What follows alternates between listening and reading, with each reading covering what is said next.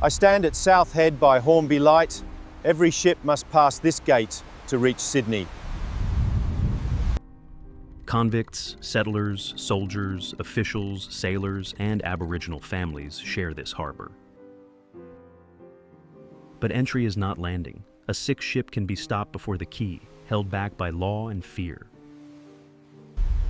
From this headland, the next stop is North Head, where arrival can turn into forced waiting. Hornby Light is built in 1858 after the Dunbar wreck. It marks the safe line into Port Jackson. In 1851, Sydney holds about 44,000 people. Port work, government, and trade drive the town. North Head becomes the colony's quarantine station in 1832. It runs as Sydney's disease filter. Suspected passengers are separated and inspected, kept ashore while ships are cleaned. Detention often lasts weeks. The National Archives notes an average quarantine of about 3 weeks. That delay protects the town, but it also freezes wages, plans, and cargo schedules in the harbor. When the release comes, it is not a welcome. It is clearance to enter the port economy. People wait with no date promised, cleared enough to stay, not cleared enough to land. Sydney Cove opens in front of us. Boats, carts, and shouted orders jam the shoreline. Circular Quay is rebuilt 1837-1844 with landfill. New wharves fix where trade can land. Customs House rises here in 1844-1845, so cargo meets officers before it meets the market. Dockers shoulder casks and bales. Clerks tally, measure, and delay loads that miss a declaration. Wool exports dominate the wharf. Imports, tea, sugar, tools, are priced by arrival and duty. Each check shifts cost. A held crate means scarcer goods, tighter credit, higher stall prices. Men bargain for a day's hire. One late ship can flood labor, cut pay, and push rivals into fights. Along the quay, gossip beats the ledgers. Who is favored, who is fined, who is blocked. You hear a rumor, a vessel is held for illness, yet some parcels still reach the rocks by night. No one proves it, but it fits. Rules create bottlenecks, and bottlenecks pay for shortcuts. If shortcuts exist, someone collects. Now we ask where that payment shows up, if anywhere. We head for Customs House, where Sydney decides what enters, what waits, and what costs more. I'm outside Customs House.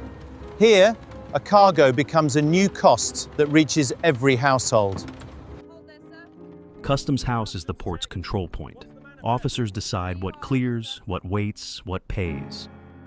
Measure this crate. Checking the stencils. Weights are balanced, market confirmed. By the 1840s, the Customs House runs daily checks, manifests, measurements, duties, seizures. Spirits, tobacco, sugar, tea, all taxed imports that fund the colony and raise shop prices inland. Merchants use bonds and warehouses. Goods sit locked until duty is paid or papers match. That gap is where unrecorded trade starts. Pay later, hide a crate, or land it off the wharf. Walk 10 minutes to the rocks and you see the same system through wages and meals. The rock sits beside the docks. Narrow lanes, lodging houses, workshops, water carried in pails. Men line up for casual hires. One ship's arrival can cut the day rate by adding more hands. Women take in washing or sell food. Cash turns fast because rent is due weekly, not yearly. Crowded rooms spread coughs. Bad drainage turns summer heat into sickness and lost workdays. Police patrol the lanes. A fine for disorder can cost more than a week's spare coins. So people share tips, which foreman hires fare, which pub extends credit, who to avoid at night. In this quarter, missing one day means less food. and late rent can end in eviction. Rules feel personal here. Fees, inspections, and hours you can't control. A rumor circulates. Small boats unload at coves after dark, then barrels reappear clean at dawn. No proof in the street talk, but it fits the incentives. Duty is high, enforcement is uneven. When crackdowns come, they often hit the poorest sellers first, not the biggest smugglers. Hyde Park Barracks is the next lever, built in 1819 to house male convicts under strict routine. A tariff, a permit, a patrol order. On paper it looks neat. In town it shifts prices. Next we go higher, where these rules are made and disputes get decided. Here the chain is clear. Customs controls goods, the Rocks feels it. Barracks control labor. I'm on Macquarie Street. What's decided here reaches the docks fast. This Macquarie Street building starts as the Rum Hospital, finished in 1816, then turns to Power. From 1829, a room here serves as the first legislative council chamber. From here, policy turns into costs, duties, permits, patrols. If you've got no savings or contacts, one rule can decide your week. From 1829, a room here serves as the first legislative council chamber. Laws begin as minutes. A tariff, a permit, a patrol order. On paper it looks neat. In town it shifts prices. Walk to the old law courts. The Supreme Court exists from 1823 to apply rules daily. One orderly change hits hardest where cash is thin: dock work, rent, and credit. Here, an argument becomes a case, and your options shrink. Inside court, many cases are small. Debts, unpaid wages, drunkenness, street fights. A fine can mean a lost week. A lost week means arrears, eviction, or a forced move. If you can't read well or can't hire help, your story shortens, and the penalty grows. Justice here is procedure. Names entered, witnesses weighed, and work assigned or removed. Watch who can pause a case and who can't. Delay costs. Once it's decided, the next step is custody, or work, or removal. The same rule shields a merchant's cargo, yet traps a laborer who misses a condition. Status buys time, bail, advice, someone to speak. Without that, the path accelerates. That is how law becomes a filter, separating who gets corrected from who gets taken. People whisper that a night in the new jail starts with one wrong word to a constable. Up here, the ghoul hangs over the town, like a warning. This stone is what order looks like when it turns solid. At Darlinghurst, convicts cut sandstone for the walls from 1822, 1824. It warns the town. The prison opens in 1841. By then, one debt or scuffle can end at this gate, not a job. After the ghoul, this is Sydney showing off. QVB rises on George Street, built 1893, 1898 under George McRae. A retail hall replaces open stalls. Inside, stalls and shop fronts turn imported goods into status. Prices track shipping and duty. The same counters expose class fast. Wholesalers bargain, laborers count coins twice. Here, prices decide what families eat. St. Mary's grows as arrivals multiply. Parish ties offer contacts, food relief, and job leads. The first church burns in 1865. The present cathedral begins with a stone laid in 1868. Wardell designs it for scale. Slow building shows how donations and politics steer land use. On these steps, people trade names and job leads.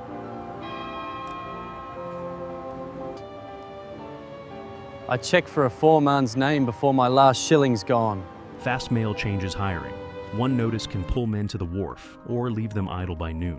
New South Wales opens telegraph lines in 1858. Messages beat any courier by horse or foot. We head to the GPO, Sydney's news and timing hub. The GPO rises from 1866 under James Barnett. By late century, it links mail, orders, telegraph, merchants' time deliveries, police time patrols. When messages speed up, errors spread too. People hear a wire report, then rush. Flour, coal, boots. Runs begin before proof arrives. That pressure creates a new market. Whoever controls information can raise fear or calm it. Look at these counters, Sydney's nervous system in line. Even official news moves through intermediaries. Clerks, runners, publicans, dock foremen. So, one message can favor a merchant with credit and punish a worker living day to day. Sydney is now synced by paper and wire, but the benefits land unevenly across streets. Next, we climb to the observatory, where time got shared.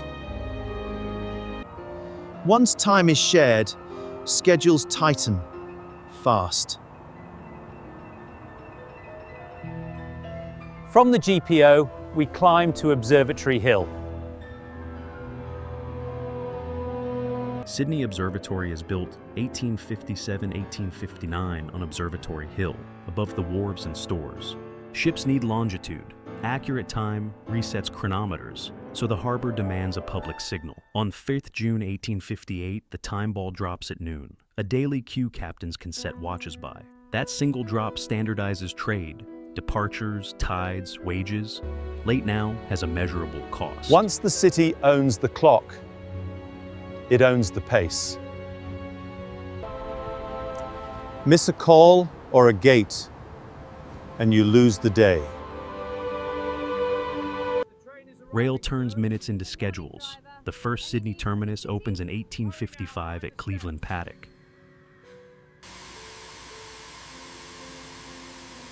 This is the rule now, the timetable.